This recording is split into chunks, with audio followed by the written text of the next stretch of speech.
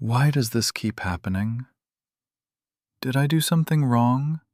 Is this just what love looks like now? Am I the problem? Or are we just broken?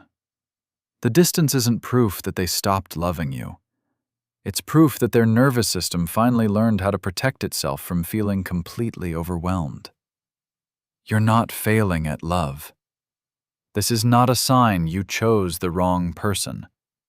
Every couple that has ever loved each other has stood exactly where you're standing right now. By the end of this video, you'll understand exactly why avoidant partners become quietly addicted to one specific communication style, and exactly how to use it to rebuild real safety without chasing, begging, or shrinking yourself. Let's get into it. The mindset reframe. Most couples believe that if an avoidant partner pulls away, it means they don't care anymore, and that you either have to fight harder for their attention or give them complete space until they magically return. But the real truth is that your partner's nervous system is reading you long before their conscious mind can catch up. When emotional intensity spikes, safety evaporates. When safety leaves a relationship, the love doesn't disappear. It goes underground. What looks like cold detachment is usually someone who has been so emotionally overwhelmed for so long that distance feels like the only oxygen left. You cannot logic someone out of a survival response. You can only out-patiently it with consistency. Trying harder while the emotional tone stays heavy just teaches their body to brace. Criticism always lands as rejection. Pursuit always triggers engulfment. This isn't about fixing broken communication. It's about matching their rhythm until their defenses finally exhale. The main body. 5 patterns. Point 1. The predictability over passion rule.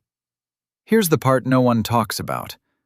Most couples think intense conversations or grand romantic gestures will pull an avoidant partner back closer. The nervous system actually reads intensity as instability. Predictability signals deep safety beneath the surface. When the brain stops bracing, the walls quietly dissolve. Disconnecting version.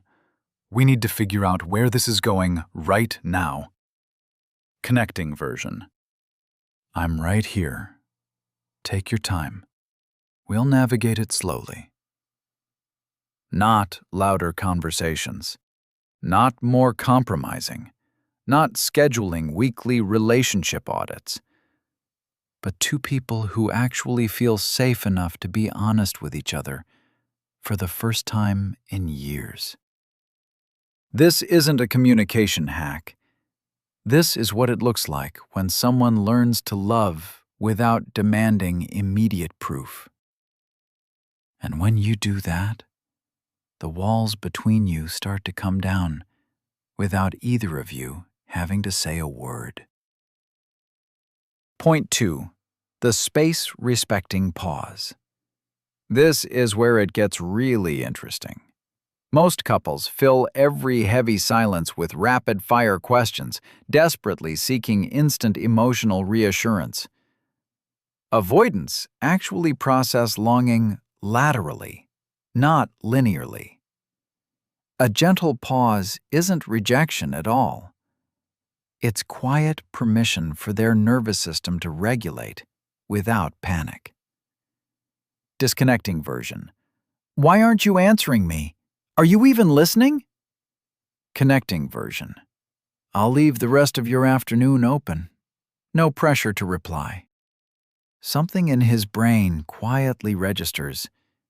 She actually trusts me to handle my own pace. That's when your partner stops feeling like a problem to manage and starts feeling like a person to come home to. Point 3. The non-engulfing check-in. And this is the one most couples never figure out. Most couples turn casual check-ins into high-stakes relationship performance reviews. Engagement feels like pressure when it arrives as a demand. Low-stakes warmth bypasses the engulfment alarm completely.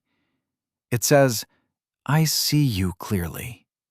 It says, "I won't consume your whole world." Disconnecting version. "How do you feel about us? Just tell me the truth." Connecting version. "Saw something that reminded me of you. Hope your week treats you well." What's moving through her is quiet relief. I don't have to perform to be chosen today. That's the shift that turns a relationship that feels like a negotiation into one that feels like a refuge. Point 4. The indirect emotional bid. But here's what nobody explains. Most couples expect vulnerability to arrive through direct confession or tearful face-to-face moments. Avoidants express connection sideways, through shared routines and quiet, practical gestures. Emotional intimacy isn't built in the big moments. It's built in the 30-second ones, when you choose to notice them showing up differently. Disconnecting version. You never say you care. I need to hear it out loud. Connecting version. Filled up your tank. Left coffee on the counter. Drive safe. His nervous system finally stops scanning for traps. Her shoulders drop. They feel seen without being exposed. That's when your partner stops bracing for the next heavy conversation and starts leaning into the quiet moments with you again. Point 5. The repair without rehash pattern. And here's what changes everything. Most couples try to heal conflict by dissecting every painful detail until both partners are completely exhausted. For an avoidant nervous system, reliving the flood just restarts the panic cycle.